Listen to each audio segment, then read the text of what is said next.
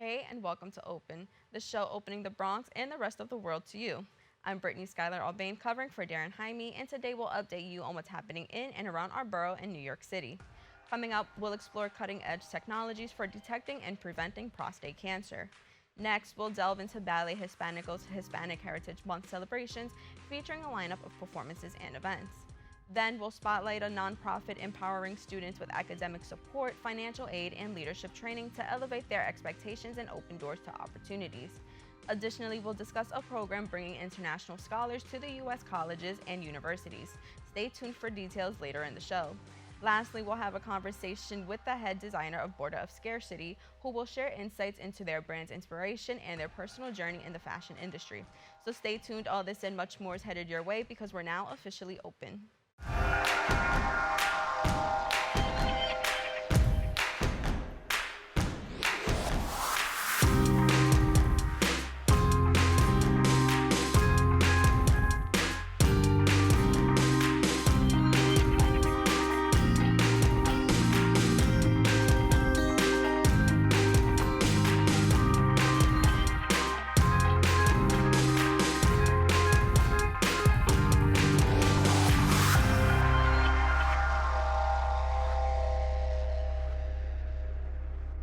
Hey everyone, I'm Brittany Aubain, and you are now watching Open, a live program bringing the Bronx and New York City straight to you.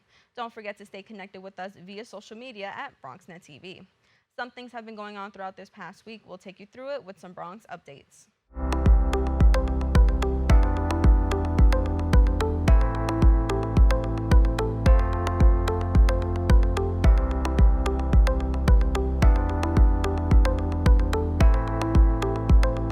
We begin with local news. Community members gathered alongside elected officials and officers from the 46th Precinct for the 40th National Night Out event. Our BronxNet reporter Jonathan Calixto has the details. Now who's ready to win some prizes? Let's do this. From games, food, and music, the officers of the 46th Precinct, along with elected officials, joined the fun to meet community members as part of the 40th National Night Out. National Night Out reminds us of the important work done, the progress made, the challenges that were made, and also the work that remains to be done. This is our efforts to take a stand against violence, to show support for the children and families of our communities. Among the attendees, the Romney siblings shared what they enjoyed most. I'm really getting to enjoy the time with my family. It really brings people together. I'm happy that they won because my little brother Brian, it's his birthday today. It feels good. For council members Althea Stevens and Perina Sanchez, it was also important to be a part of this event. It's really about making sure that we know each other and see each other as human on both sides. It's really important that we have a relationship so that, we can forestall negative events and really take care of the quality of life and the safety of the community. As an opportunity for an official meet and greet between officers and members of the community, Aqueduct Park was the perfect setting for building this relationship. Reporting for BronxNet, Jonathan Calixto. Thanks, Jonathan. That's all for the Bronx updates. We have to take a quick break, but we'll have more Open when we return. We all know what it's like to feel alone. But it just takes one new connection. Want to get out of here? To empower many. This is unbelievable. It doesn't take a superhero to bring forces together. We all have the power to reach out. Let's go! And help someone feel like they belong. Pretty cool, huh? We are stronger together. Thanks for staying with us. Prostate cancer ranks second in cancer-related deaths among American men following lung cancer. While it can be a severe illness, the majority of men diagnosed with it do not succumb to it. In fact, over 3.1 million men in the United States who have had prostate cancer remain alive today. What new technologies are currently in use for detecting and preventing prostate cancer? Here to share more is the medical director of Lenox Hill Radiology Medical Imaging Associates, Dr. John Melnick. Doctor, thank you so much for joining us today. Hi, how are you? I'm good, thank you. So to start off, prostate cancer is a significant health concern, right? Especially in the United States. So can you provide an overview of what prostate cancer is and its prevalence here in the United States? Sure. So prostate cancer is a tumor of a gland that sits right below the bladder. The urethra, which carries the urine out of the bladder to the penis, passes through the prostate gland. So it's pretty important because it's a passageway for that urine, and one of the things that happens to most men is that they get an enlarged prostate gland, and the enlarged prostate gland can compress the urethra. So prostate is something that is on many people's minds. As its function, it also contributes to the nutrition of the sperm and the fluid that the sperm sits in, and allows for fertility. So the gland, as we get older, it gets bigger. It's not quite known exactly why the gland gets bigger and why cancers form in the gland, but those processes occur. The average diagnosis is around 66 years old, and it's very infrequent for this to happen before 40. But as we get older, the incidence of both benign prostate hypertrophy and cancer increases. So prostate health is something that's on many men's minds, or should be on our minds, as we get older. In terms of preventing prostate cancer, it's really about early detection. And people talk about eating broccoli, and I certainly try to have my dose of broccoli, but the truth is early detection is what we have been using for many years. Incidence of prostate cancer deaths has declined, and as the diagnosis has increased. The technologies for diagnosing prostate cancer really rely on MRI. PSA is something that's great. It's been discussed, and I think it's been unfairly vilified in that it has sent people on wild goose chases in the past. Early in the 2000s, people thought that PSA was something to be avoided because it could create unnecessary biopsies. Well, MRI has developed over the last 20 years to help to augment a PSA. A PSA is a blood test that people can get that looks for a protein that is presented on the surface of all prostate cells, but is overexpressed in prostate cancer cells. And that protein can be found in blood tests. When it's found, I think that all men should go and get a MRI. The MRI is an excellent tool. If everybody can look at photo 1, it's a picture of an MRI. It's black and white, but as a radiologist, we look for asymmetries. In this picture, you can see this is like if you take the body as a sausage and slice it like this. This is that kind of a slice, and here you can see the bones of the pelvis as well as the prostate gland sitting in the middle of the image. On the side, on photo number 2, you can see the prostate gland sitting right below the bladder. The bladder is the white sac of fluid, and the urethra, which is the conduit of urine, passes through the prostate gland and down through the penis. The prostate gland, you can see on these pictures, is very clear. The PSA is a score, but it allows us to look at the prostate gland and see things like, is it an inflammation that's causing the PSA rise, or is there a true mass? A true mass, when we find it, we can biopsy it. In the old days, in the early 2000s, even if we saw something that was suspicious, we didn't know where it was. When we got MRI, we could figure out where it was, but we couldn't put a needle into it. Now, with new technologies, we're able to fuse these images with a ultrasound biopsy machine that the urologists can use to place the needle directly into the lesion that we are worried about. And that's an amazing advantage because we don't have to randomly biopsy the prostate gland. It's those random biopsies that were very concerning for the random PSA scores that were being given to people.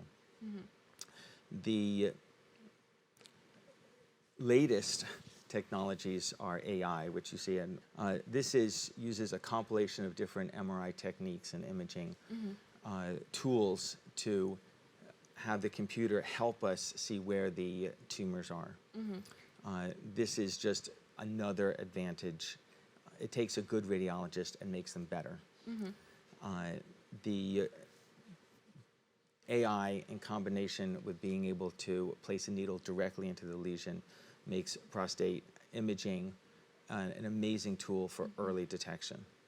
What Lennox Hill Radiology is going to be launching soon is a screening program trying to get more men into the machines, imaging, and trying to find these tumors when they're smaller, because smaller tumors are easier to treat. Yeah. Once a tumor grows out of the prostate gland and metastasizes, it's very hard to treat, and the changes to one's lifestyle are significant.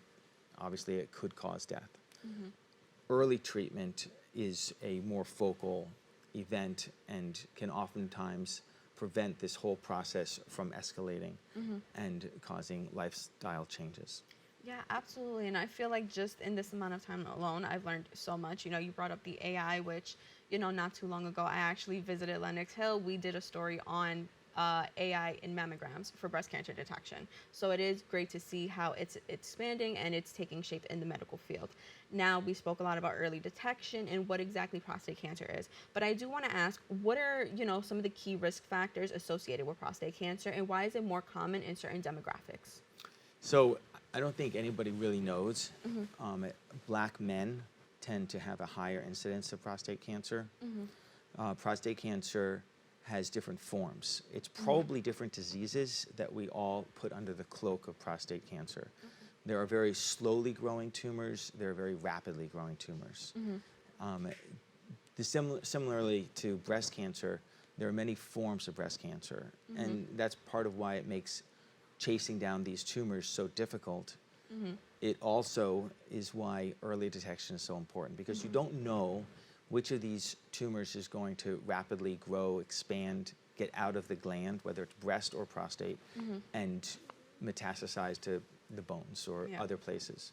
So what we try to do in the medical field is develop technologies, apply technologies, and that's why I'm here, is get the word out on these technologies to encourage people to pursue imaging, pursue the early detection tools that we have, because the trauma to your body and the changes to your body are so much smaller if it's a tiny lesion. Yeah. Breast, prostate, the same thing. A small surgical intervention is so much easier than all of the other types of cancer treatments available that come afterwards. Yeah, and you know, we only have about a minute left, but as we wrap up, I want to ask, looking ahead, what do you believe are the most significant challenges and opportunities in prostate cancer detection, prevention, and treatment, especially in the context of emerging technologies and research efforts? So the real issue here is to get patients involved. We have tools that aren't utilized by the public at large. Some people take advantage of them, and I think they're benefited by them. What we're trying to do is get the message out. The tools exist to dramatically change how we interact and we suffer from prostate cancer. It should be an inconvenience, it shouldn't be life-changing, and it shouldn't be a cause of death. Absolutely. Doctor, I want to thank you so much for joining us today. You're welcome. Thank you. For more information, you can visit their website at radnet.com and call them at 212-772-3111. Don't go anywhere. We'll be back with more Open right after this. If you're buzzed and doing this,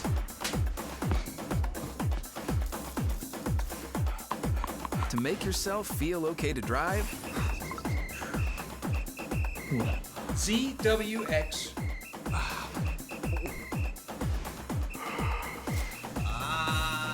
you're not okay to drive. YGKLVW. Regular you. You're not gonna get it all right. Just make sure you nail the big stuff. Mama! Like making sure your kids are in the right seat for their age and size. Get it right at nhtsa.gov/the right seat. In celebration of Hispanic Heritage Month, Ballet Hispánico presents an exciting lineup of performances and events celebrating the profound influence of Latinx culture on dance and society. They honor the beauty and diversity of the diaspora through contemporary dance rooted in tradition and captivating onstage storytelling. Joining us today is Ballet Hispánico CEO, Artistic Director Eduardo Villaro, and dancer Amanda De Valle. Thank you both so much for joining me. Happy to be here. Hi. So as a dancer, I am so excited to get into this conversation. So to start off, Ballet Hispánico is celebrating Hispanic Heritage Month with a diverse lineup of performances and events. So can you tell us about the highlights of this year's programming and what audiences can expect? Sure, I'm happy. Hi.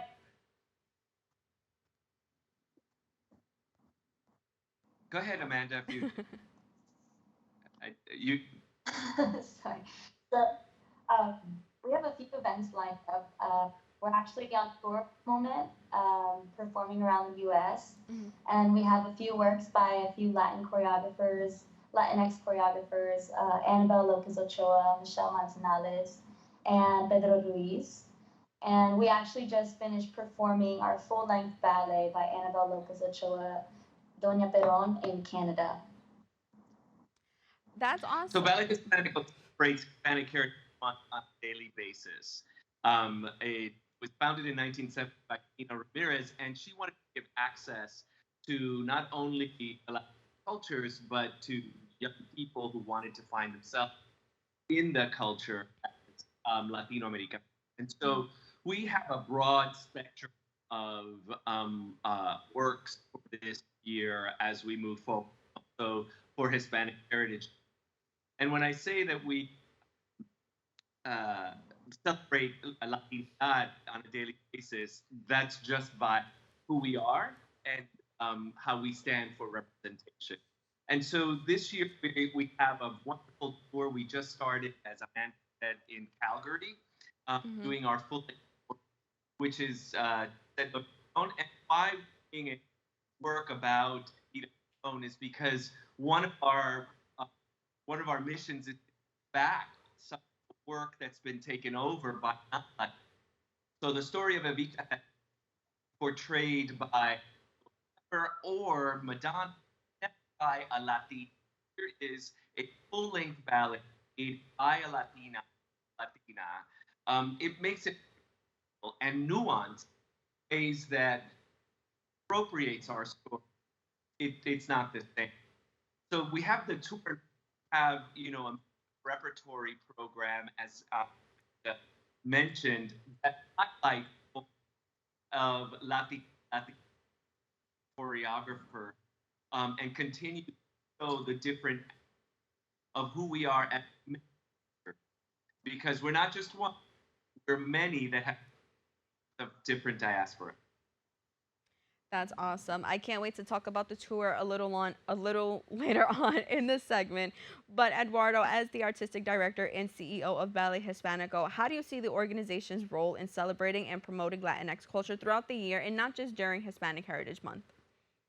Well, as I just said, the thing that we do, we have a three-pronged organization that stands for representation of the Hispanic community here in America. Through our, we offer the ability for young children of color to come themselves in this art form, perhaps prepare themselves for a career. So that is about unity to our community. It's also about our culture. Sometimes when you're an immigrant or when you're here or you're learning about culture, you don't have that in the huge media. So that's very important how we do that. And also we have an education arm called Community Partnership that go into public schools, in hospitals, to different community organizations and bring the dance that we do along with our. So that is another goal of bringing our and that representation. And then, of course, there's the beauty that Amanda is part of. Yeah, absolutely. And so, Eduardo, I'm going to go back to you. Ballet Hispánico is often referred to as one of America's cultural treasures. So, could you share a little bit on what makes the organization unique and its impact on arts and the community? Yes, of course I can. How we impact the arts in the community is because we have many dance ballet companies, and ballet is a beautiful form, and I love it. And we have it integrated into the work we do. Yet it's not the only so representation. And so we have a world of dance is geared towards a Eurocentric focus and not a multi-ethnic, multi-diverse group. And so Ballet Hispanic offers that other narrative. It offers the ability to remove yourself from a structure that no, this is quality work. Only classical music, only ballet, only. Whereas we come in, work we do, you see, oh my goodness, that is excellence on stage. It's Latino, it's varied, it's ballet, and artists like Amanda are exquisite and deserve the same. So what we do is we place our community at the high level of all the other art forms and say we are here y somos fantásticos. Absolutely. I do want to mention I was at your facilities not too long ago working with Share the Movement for an event. And, Ballet Hispanico was hosting us and allowing us to use the space. And just being in that event, it really encompasses what Ballet Hispanico stands for. So, thank you so much for that. And so, speaking of sharing, Amanda, can you share what ways has Ballet Hispanico School of Dance and Community Arts partnerships impacted your growth as a dancer and your connection with the broader community? Ballet Hispanico School of Dance and the entire organization has impacted my growth not only as an artist but as a human being because we've been able to connect with our community and show the joy and the love that we have for arts and culture and celebration. And it just brings together people of all and combines so much, combines culture, music, love for arts, and celebration of life.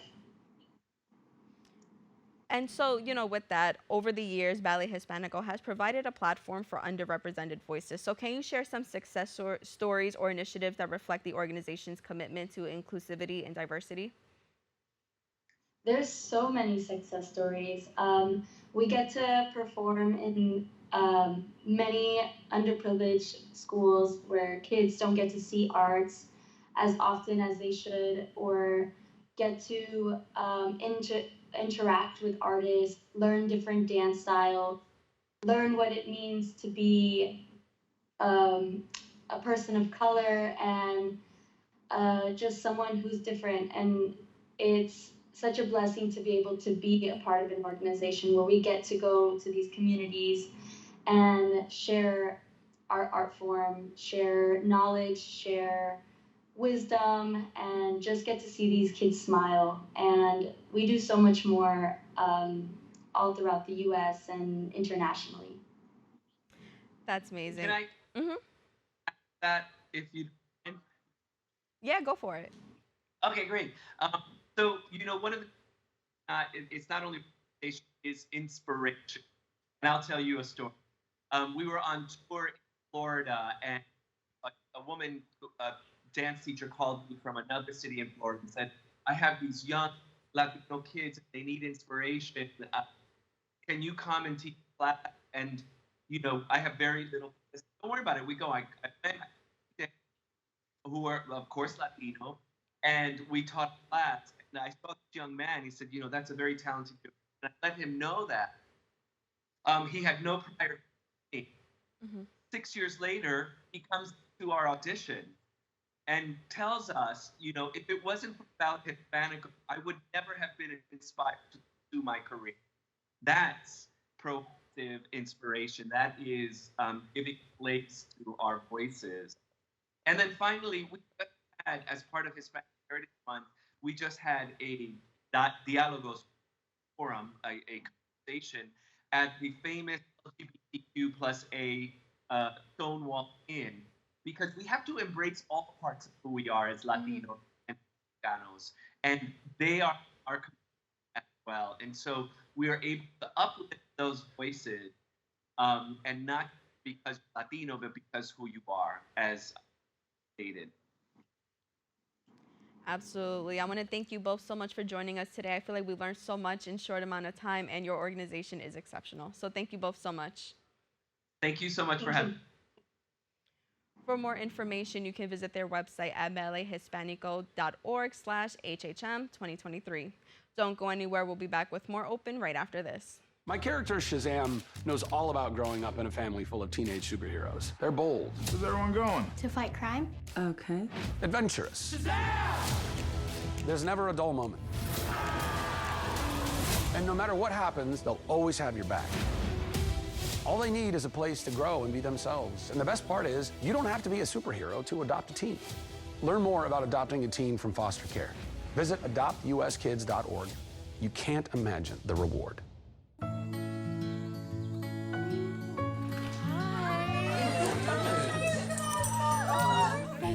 So much. Fostering a pet for a friend or neighbor can keep families together. Learn more at petsandpeopletogether.org. The Kaplan Educational Foundation is a nonprofit dedicated to supporting high-potential, low-income students.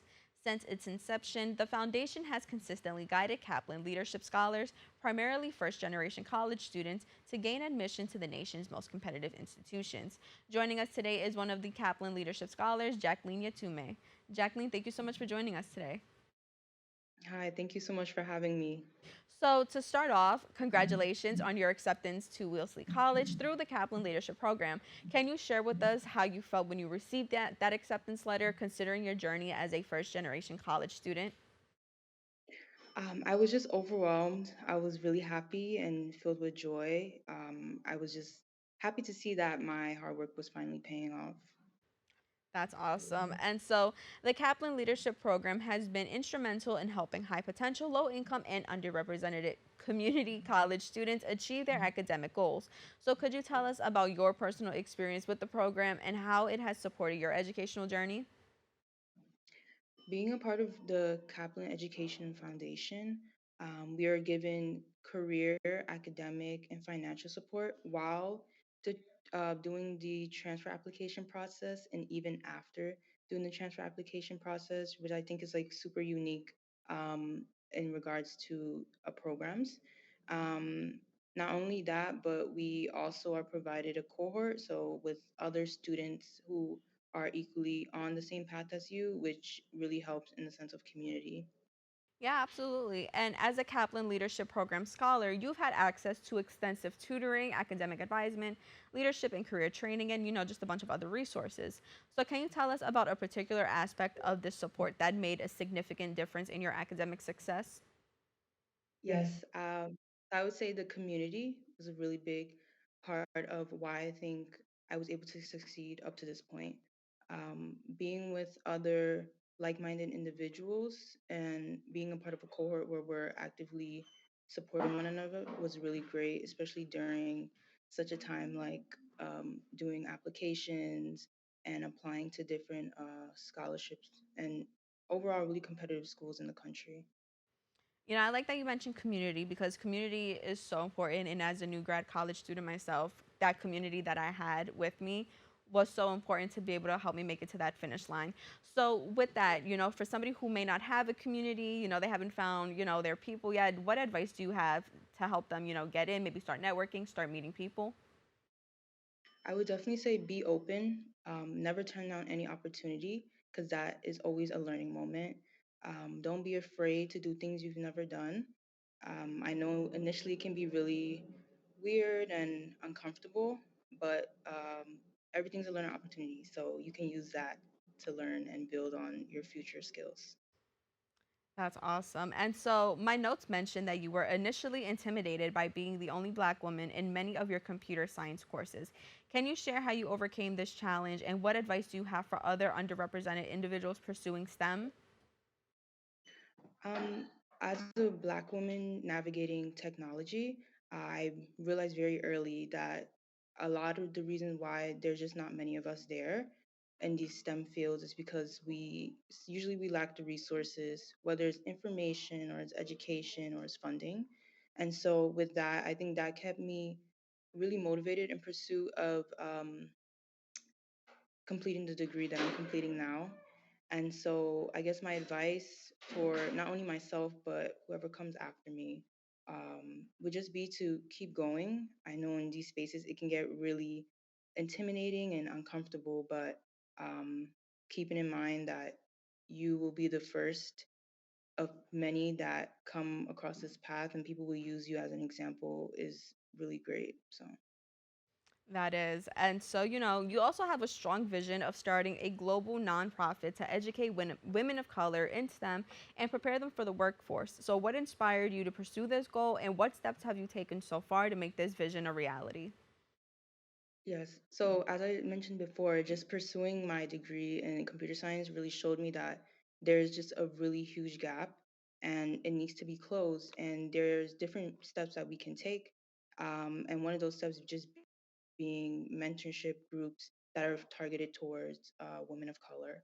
And so while I'm here at Wellesley, I think I really want to take advantage of not only the strong network here, but also the different programs on campus and the different curriculum that we learn in the classes and take as much as I can with that so that after my time here, I can continue building on these skills and using the network of people that I meet here to move towards my final goal of hopefully starting a nonprofit that addresses that. And so, not only are you a leadership scholar, but you are also named a Jack Kent Cook semifinalist, which is a significant achievement. So, can you tell us more about this recognition and how it aligns with your future educational and career aspirations?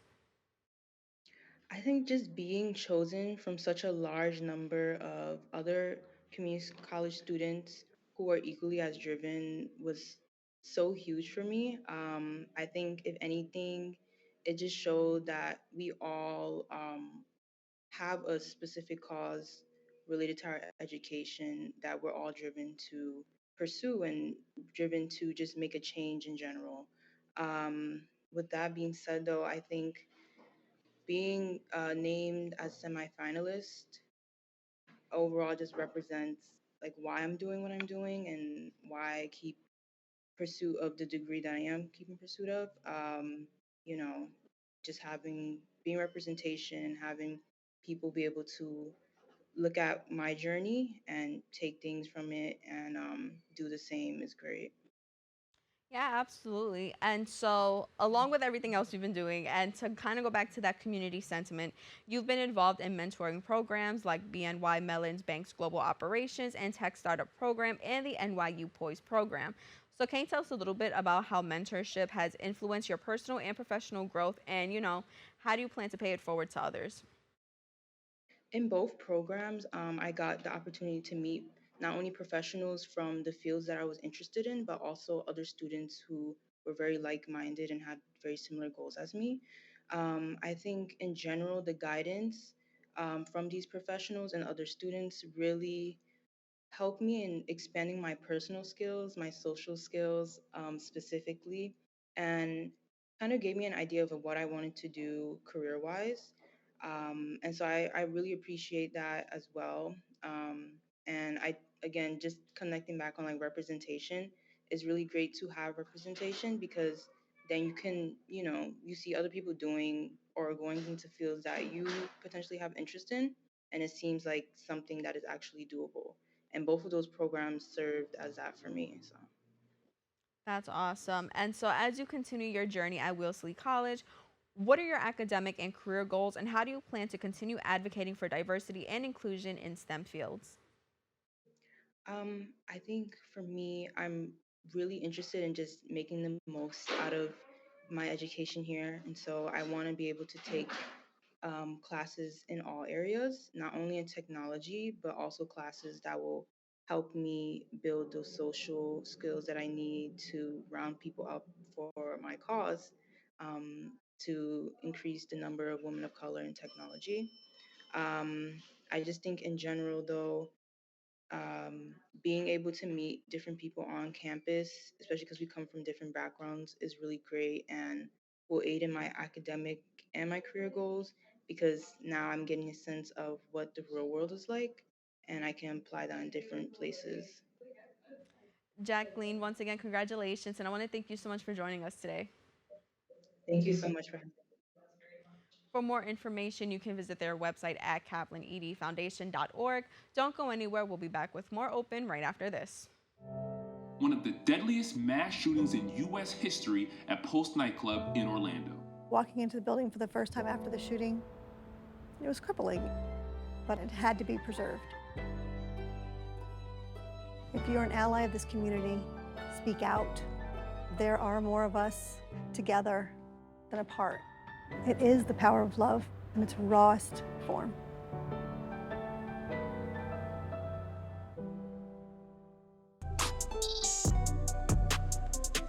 I'm an actor in an ad that was given 12 seconds to remind you that if you're high, just don't drive. Because if you feel different, you drive different. It's illegal to drive high everywhere anyway. Welcome back. The Fulbright Scholar in Residence program invites foreign scholars to U.S. colleges and universities, enhancing their global perspectives, diversity, and community outreach. This program, supported by the U.S. government and partner nations worldwide, is a flagship international academic exchange initiative.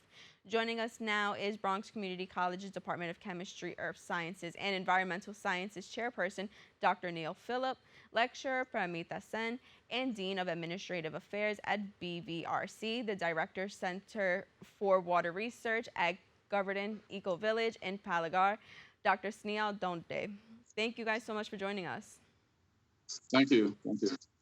So to start off, if whoever wants to take this question, can you tell us more about the current projects in India that Bronx Community College is involved in, especially those related to climate change and environmental science? Professor San? Okay. We are actually, our journey with India started from 2019 with the study abroad program. And currently we are involved with 3 projects in India. One is the IRIS grant from NSF, where we are taking students every year for an internship in winter and also mapping the pollution at a very micro level in the 2 most polluted cities of Delhi and Mumbai.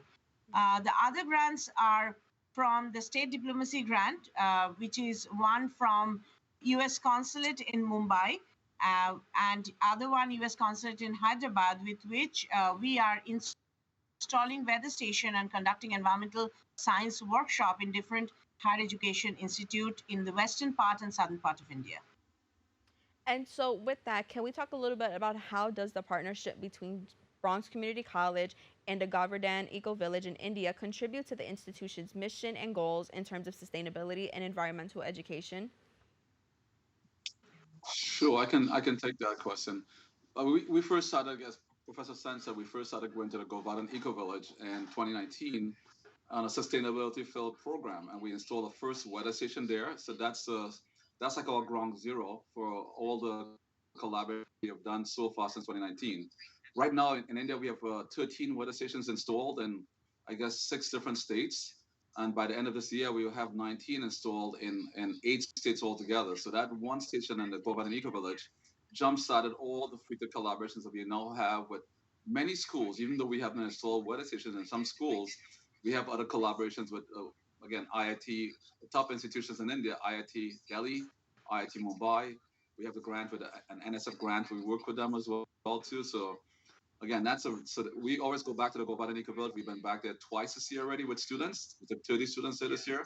So it's very close to our hearts, and we do a lot of collaborations there as well. And that's where Dr. Dande is affiliated as well.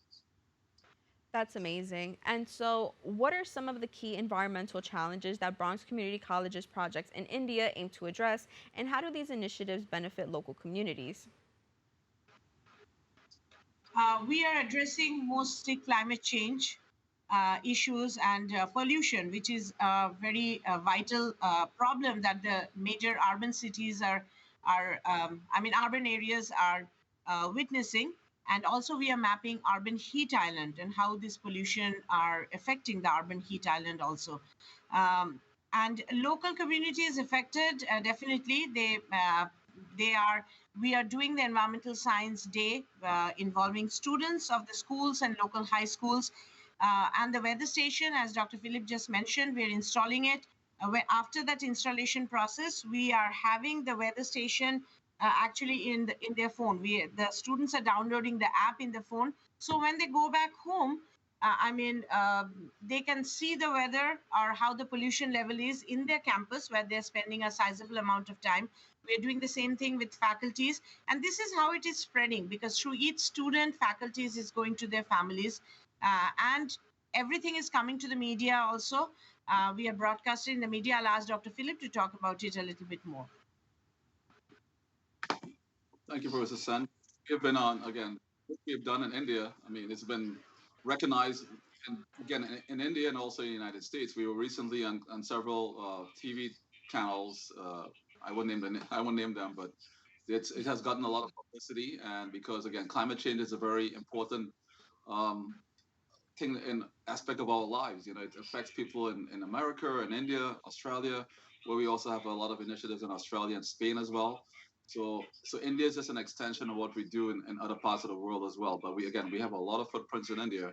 And we just got a new grant extension for a project in Hyderabad, India, where we have an extension to do like a climate change conference involving all 19 schools.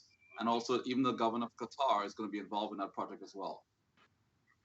And we are being broadcasted in CBS as well very recently with our work. That's awesome. Congratulations. And so the installation of solar-powered weather air quality stations in Western India by BCC CUNY students and faculty is notable, as you just mentioned. So how is the data collected from these stations being utilized to further research and address climate-related issues? Actually, I can take it a little bit, and then I'll ask Dr. Philip to extend on it. So just a few 2 months back, one of the university informed us that they're using the data for the last 6 months, and the students are presenting in a conference about the micro changes they're noticing. Also, we are installing these stations in different areas. Like the one we have installed in the governor's house in Maharashtra, and that's BCC's footprint, and students were involved also with that. We have our name in the plaque, CUNY's name. So that is exactly on the ocean, near the ocean, So, and another one has an insular location. So how are these places, how weather or how pollution level even is changing at this micro level? That's one thing we are also noticing. Students in internship, they took a lot of data. Whole summer they worked here with processing the data, again, the pollution data from Mumbai and Delhi. So these are the things, the data utilized, and then data will be, we are having a national conference, I will say international, next year, and one in India and one in Qatar, actually. And students will be, along with their faculties, will be presenting based on the data they are collecting in their campuses. And then I'm going to ask Dr. Philip to give a more detailed perspective on this also. Again, the data is, all the data we collect, and it's very important for, many people, even here in the United States, we use a lot of data for classes to look at climate change and the monsoons and how climate change is affecting the different biomes of the world, different weather patterns of the world. So this is a very important initiative. Not just collecting the data, but making it available to regular people in India and United States as well. Recently we had an event in June where we had a Canadian forest fires, and we were able to pull in and look at our weather stations in India, the ones we installed in India, to compare the data with India with the United States, and we could see that. And that time in June, the first week of June, the United States was much more had a much horrible air quality compared to India. Like in India was 78, whereas in the United States the air quality index was like 333, for example. So it's something important. We can compare data with different systems, because again, climate, everything is interrelated. So it's very important for us to use this information to tell many aspects of our daily lives. That's amazing. And we have about a minute left, but I did want to ask Dr. Donde, as a Fulbright Scholar in Residence, you're teaching environmental science and engaging in collaborative research activities related to water treatment. So could you share some insights into the specific goals and outcomes of these initiatives?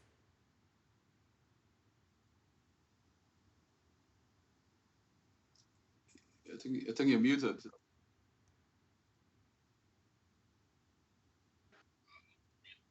You're muted, Dr. Dana. Muted, okay. Yeah. First of all, very much thankful that this opportunity has been given today to interact with the larger community.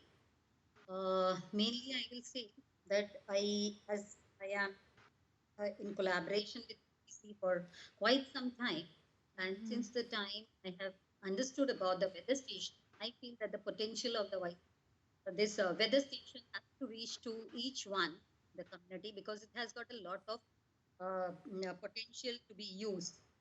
Mainly, I see it for the crop pattern with the rain pattern, because it's also giving a lot of soil moisture information. Basically, when they started the work with the Govard Eco Village, which is surrounded by a lot of rural area, and most important practice agriculture there for the livelihood. For that purpose, I felt that this weather station is very a boon to us, and then that's how we are using it in that region. And the colleges in the vicinity, students have been also trained in the workshop for it, so that it can be more percolating to the different departments as well as to the the important community people, because it's mostly surrounded by the tribal region. And since I have come in the Fulbright here, before coming only, I decided that we will be doing a lot of work on the treatment plant, wastewater treatment.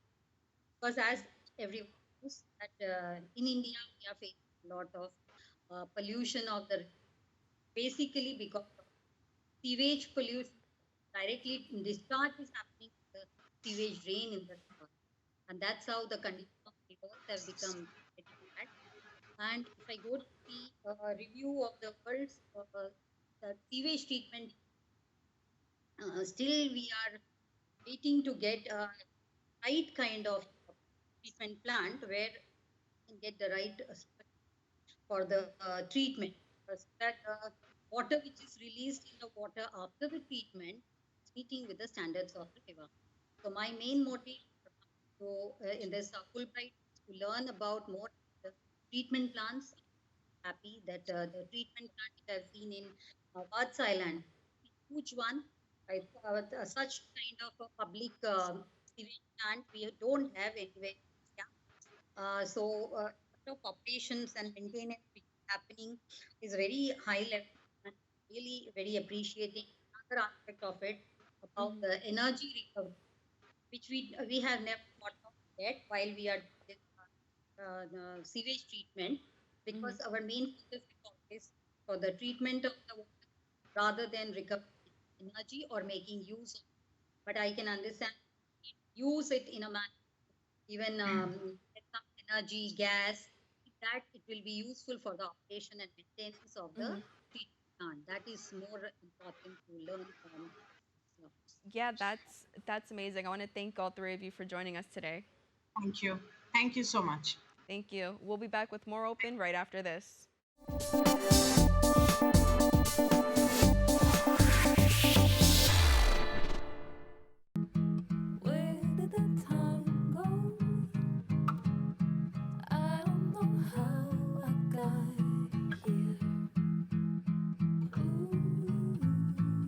You've done the hard part. You quit smoking.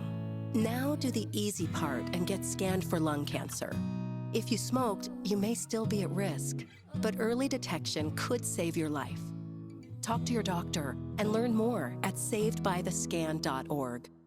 Welcome back. As we wrap up this year's New York Fashion Week, we're reminiscing about all of the styles and designs we've seen from established designers, but we also want to highlight some of our favorite emerging designers here in the Bronx. Here to tell us more about his brand, Border of Scarcity, is founder and head designer Christopher Lendof. Christopher, thank you for joining us. Thank you for having me here. So I said border of scarcity. It is border of scarcity. Yeah. But regardless, to start off, tell us about how border of scarcity came about. So, we was a group of friends. We wanted to start a clothing line for a minute.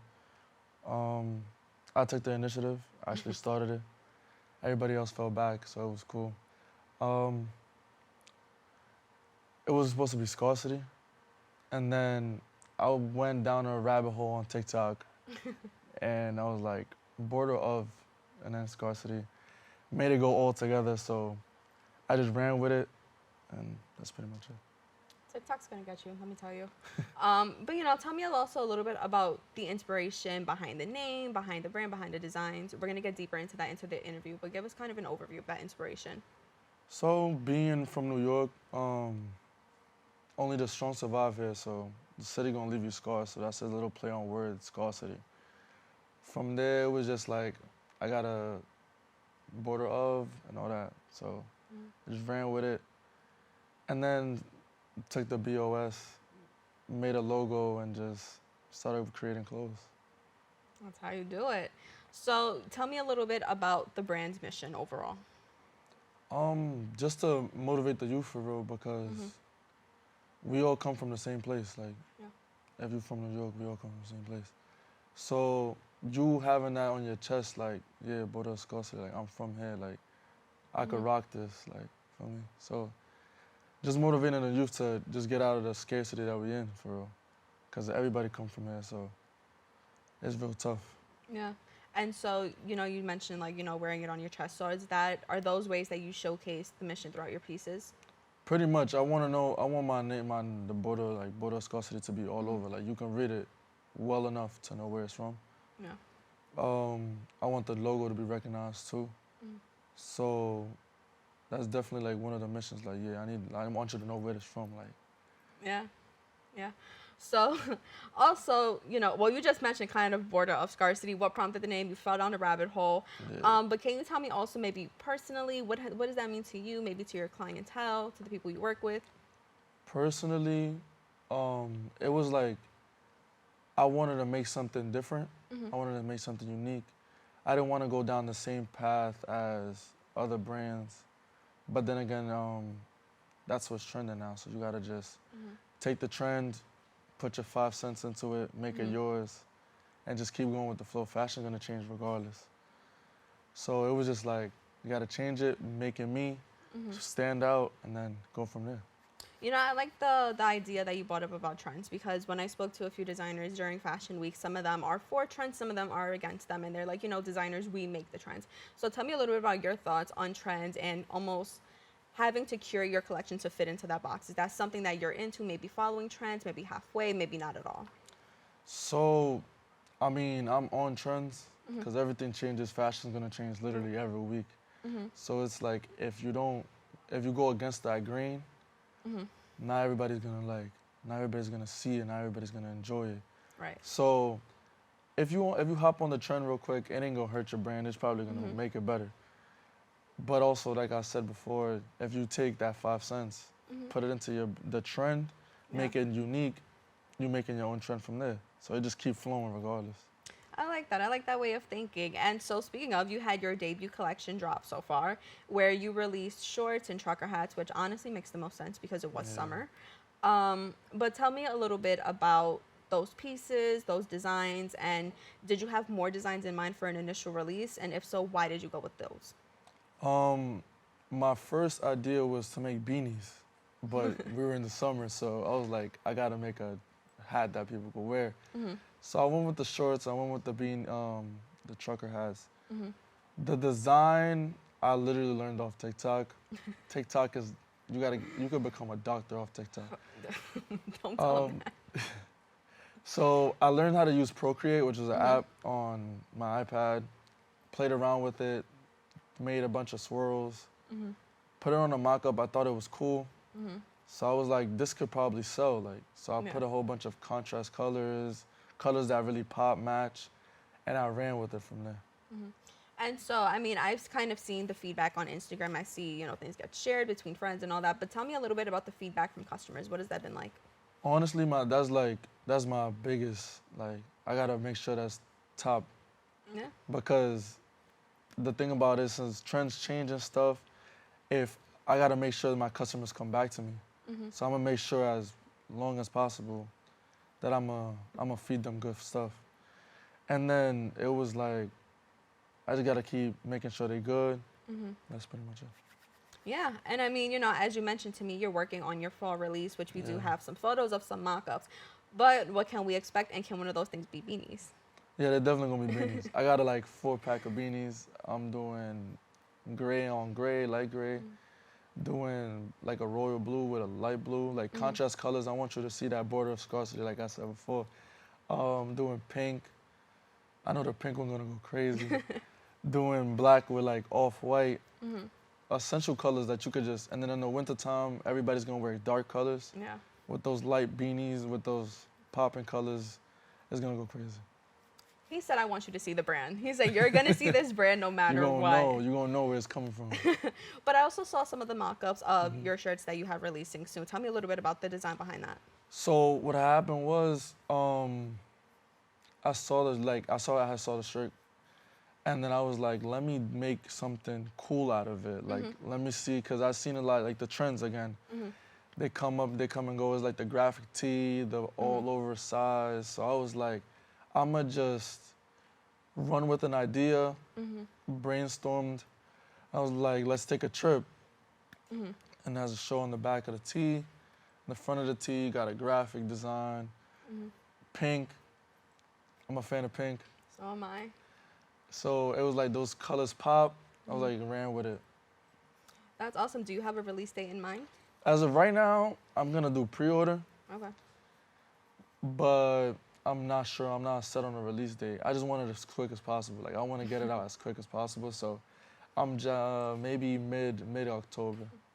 Listen, it's getting cold. Like, we need those drops. But, we are wrapping up soon. So just tell me a little bit about looking toward the future. What are some hopes for Border of Scarcity, and what can we watch out for? More beautiful pieces, because I see it as pieces. I see it as art. Yeah. Hopefully, a couple years from now, I'm on the Fear of God, Essentials, Adidas, Nike, that type of level. But only future will tell, but I'm gonna keep working hard on it, keep bringing out clothes, keep bringing out pieces, like I said, and from there, the sky's the limit. Well, we are so excited to continue watching your journey. So, Christopher, thank you so much for joining us. No problem. Thank you. For more information, you can visit his website at borderofscarcity.com. We've come to the end of our show today. I'd like to thank all our guests for joining and you, the viewers, for tuning in. If you missed any part of today's show, you can catch the recable cast on Optimum Channel 67, Verizon Fios 2133, or watch anytime on the web at bronxnet.org. This wraps up this episode for us. I'm Brittany Skylar Aubain. Make sure to keep this channel wide open. Take care.